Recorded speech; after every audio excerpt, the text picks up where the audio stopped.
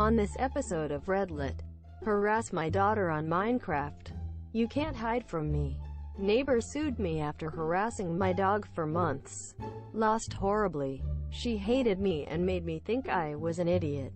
Harass my daughter on Minecraft. You can't hide from me.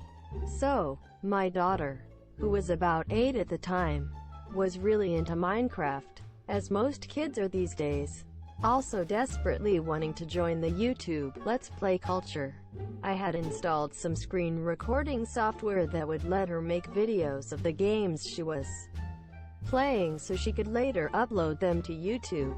Anyways, one day I'm minding my own business when I hear her quietly sniffling over on the computer. I asked her what was wrong, but she didn't want to tell me, so I let it go, but decided to keep an eye on her. A few minutes later I discovered what was happening. Someone was harassing not only her, but also all the other kids playing on whatever server she was on. This kid, we'll call him Little Shithead, or LS, was saying shit about how he was going to rape my 8-year-old daughter. She told him how old she was, hoping he would stop, how he was going to hack into her IP and steal all her info, swearing profusely. Remember, this is a game for kids, etc., etc. By this time I had gotten my fiancé involved, and she was also obviously quite upset at what a little shit this kid was being. We realized that our daughter had been recording the entire incident, and a plan began to form as here. I started by Googling LS's username. There were several hits immediately, the most interesting of which involved a page where he was publicly applying to be a mod for a server on Minecraft. I was able to learn a lot about this little puss. He claimed to be 15, likes hockey, used to live in Toronto but now lives in Florida. But the bombshell was easily his Skype contact info. It was literally first name, last name. I know your name now, you little shit. So I head over to Facebook and search for the name. Nothing. Monsieur, on a hunch I searched for just the last name, while narrowing my results to only the state of Florida. Several dozen hits. Monsieur, so I have to start combing through each one until I find what I was looking for.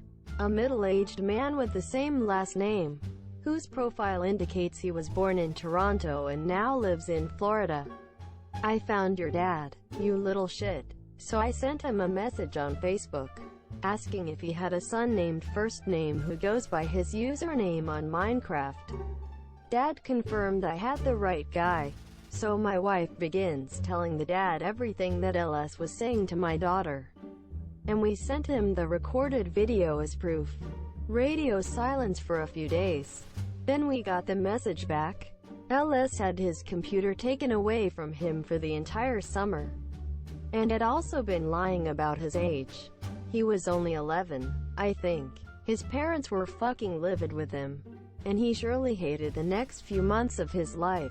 No one fucks with my daughter. Neighbor sued me after harassing my dog for months. Lost horribly. Several commenters telling me that you guys would enjoy this story. About 6 or 7 months ago, my neighbor got a drone. I don't mind people having hobbies, but for some reason he insisted on flying like the biggest jerk possible.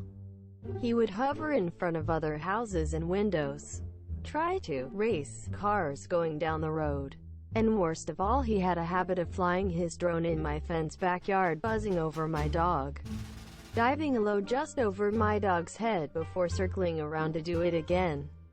My dog isn't small. He's about 70 pounds and a Malamute, but the drone terrified him, and I was worried what would happen if it hit him. Monsieur, I asked my neighbor several times to please not fly in my yard and explained that it was scaring my dog. He basically told me to get lost and laughed in my face. When it still continued, I called the police. Unfortunately, there wasn't much they could do other than ask him to please not fly over my house property. Finally, in late December it happened. My dog got tired of his shit and managed to catch the drone right as it was diving towards him. Monsieur, he shredded the drone. The thing was just a jumbled mess of wires and plastic. Neighbor was pissed. He stormed over to my house swearing and threatening me, which I ignored. A week later, I got a summons to small claims court. He wanted $900 for the cost of his drone and an additional $300 for supposedly denying him access to his property. The drone sat in my yard for a couple hours before it was retrieved. Fuck that. He could have killed my dog. I don't have kids or a girlfriend. I just have my dog, who is my best friend for the past 7 years. That dog has moved with me 3 times. Was there when I graduated college. Saw me buy my first house and my first new car. I love my dog. Went to legal advice. Got some great help from Monsieur. Turns out, him suing me was the best thing to ever happen. When we got to small claims court, the judge basically laughed away his claims that I had intentionally trained my dog to attack his drone. But little did he know I was prepared. I had dozens of photos of my yard showing it was impossible for him to accidentally fly that low to my dog. Videos of him harassing my dog in the past. And I had saved all my medical bills from taking my dog to the vet. $700 for an x-ray. Check. Another $250 to sedate him during. Why not? Don't want him being uncomfortable. Full dental exam with tooth cleaning, repair? $400. Then there was the cost of anti-anxiety meds and a secondary checkup. Wet food for a week in case his teeth were hurt. An extra just for good measure. In the end, the asshole ended up owing me almost $2,000. And now is being investigated by the FAA for not having a registered drone and violating several FAA regulations concerning drone flight. Too near an airport, too close to other people, out of sight of operator, and WAAAY above the maximum altitude. Enjoy never being allowed to fly drones again, dick. She hated me and made me think I was an idiot. LTRFTP. I don't know if this is pro, but it is certainly more than petty. In high school, 10 plus years ago, I was quiet and attentive in class. Teachers liked me. I wasn't popular, but I had good friends. I say all this to explain that high school was relatively calm for me.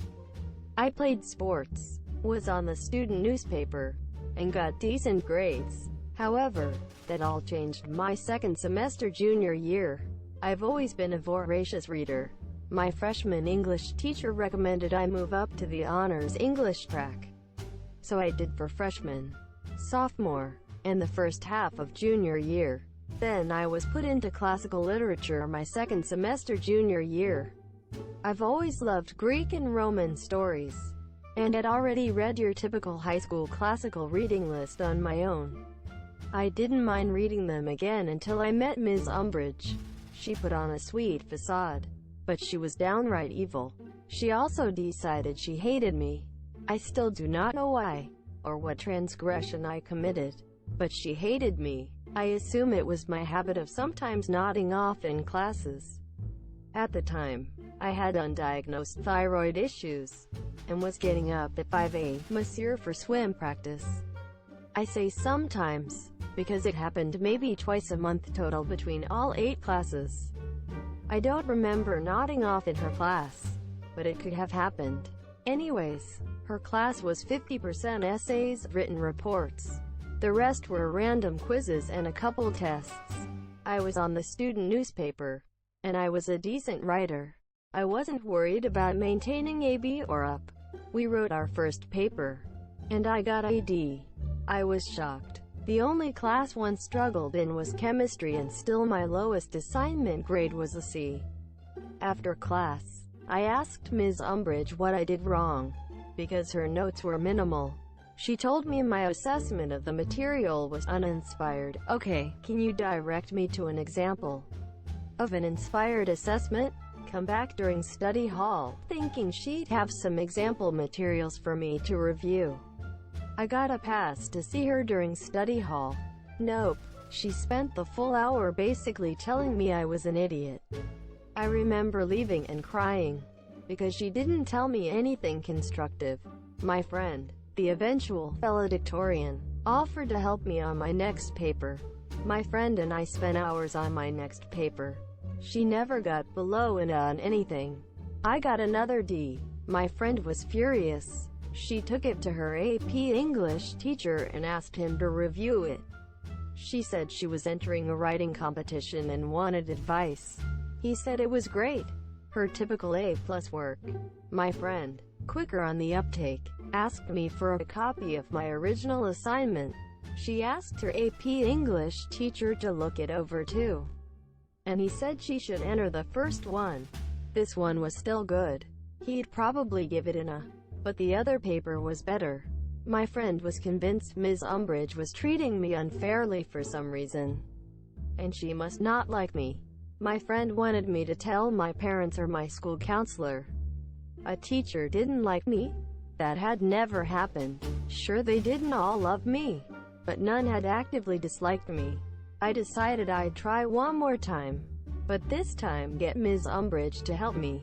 Despite the previous horrors of spending study hall with Ms. Umbridge, I went to her office during study hall 3 times before the next paper was due. She reviewed the paper, and gave me tips on revising it each time. She did this in red pen. I took notes. By the time the next paper was due, I had 3 revised versions with her notes in red ink on each one. I got a D+. She smirked and congratulated me on my improvement. Bitch. I was done. My friend was right. This bitch had it out for me and was giving me shit grades on purpose. I'm a laid-back person, but I was pissed. Never before been this pissed. I took my paper to my newspaper teacher. Sure, he didn't teach English, but our student paper constantly won awards because of his work. I told him I was having trouble in English, and could he please look over my paper and give me advice. He was a little confused as to why I didn't ask my English teacher, but he did it. He also told me it was great, but gave me a few minor changes to make. I asked him if he thought it was A, B, or better. He said he'd give it an A. Not 100%, but a solid A. I went to my friend, and we brainstormed. I couldn't request a drop. This wasn't college. You just don't switch classes at my high school, unless the teacher recommends an honor placement. That's not true, said my friend. The football and basketball guys get moved to easier classes all the time to keep their grades up, so they are eligible for games. The athletics director was a friend of my dad, so I requested a meeting with him and my swim coach after school one day. I told them I was in danger of losing my eligibility to swim, because I was pulling AD in a class. I wanted to move classes, but I knew I'd need approval from administration, which I wouldn't get without a good reason. They asked if I had requested help. I explained I had asked for help from multiple people, but my grade wasn't improving. I didn't know what to do. They asked to see my papers. I sat while they read them. Monsieur, they both looked at me confused. Neither of them could understand how those papers were worth only a D. The student VP was brought in. He asked who helped me. I explained my friend. He knew who she was. Again, future valedictorian. And she had even asked her AP English teacher to look it over for advice. I had also asked my newspaper teacher to help me. Student VP asked if I had ever actually asked my teacher for help.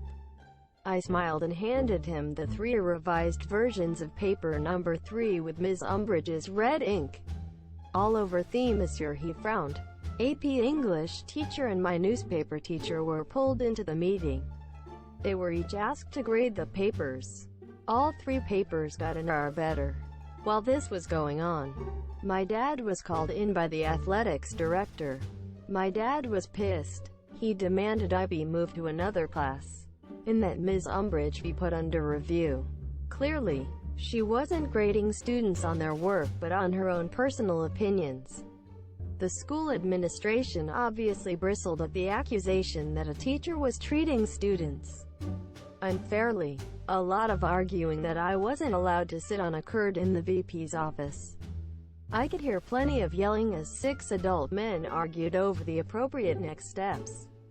It was decided that myself, my dad, VP, and athletics director would have a meeting with Ms. Umbridge. The following morning before school we all met. Ms. Umbridge seemed to think she was going to get to tell everyone why I was so stupid. VP explained that if I maintained AD in her class, I would lose my extracurricular eligibility, and we were all meeting to discuss what to do. She smirked and said I should be moved to the non-honors English track, and I had no business being in honors English.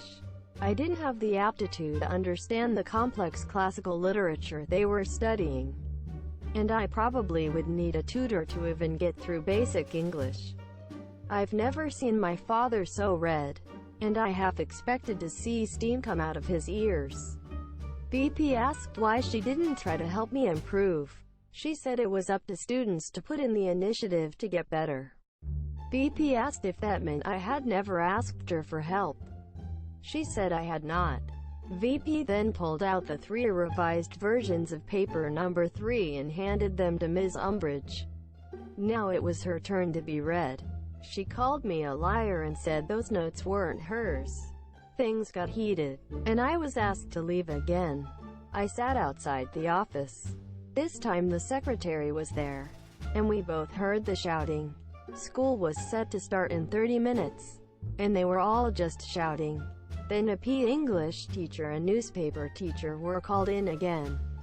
More shouting. About 5 minutes to the start of classes, the teachers left and I was called back in. If looks could kill, I'd have died then and there when Ms. Umbridge walked out of VP's office. I was being moved to basic English effective immediately. My current grade would not carry over. I would not need to make up any past assignments, and new teacher would be instructed to grade me only on the assignments going forward. My new English teacher, Ms. Honey, ended up being the English department head. She was at least 65, and had been doing this for decades.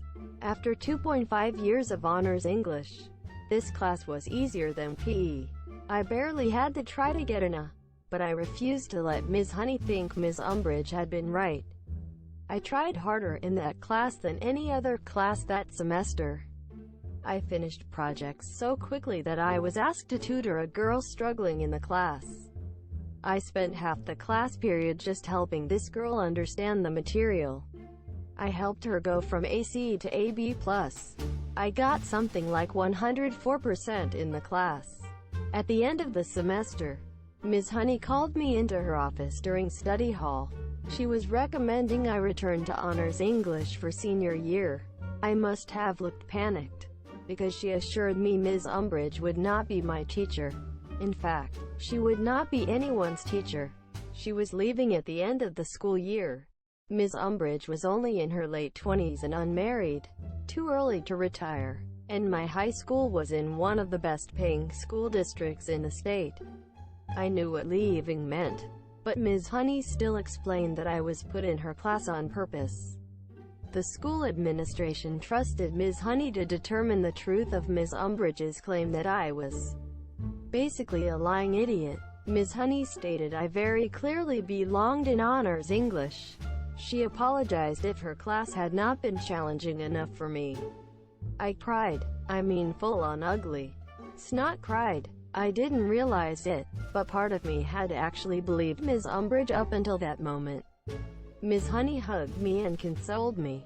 I spent senior year in honors English and spent my study hall tutoring Ms. Honey's struggling students. To this day, I think about that awful woman fairly regularly.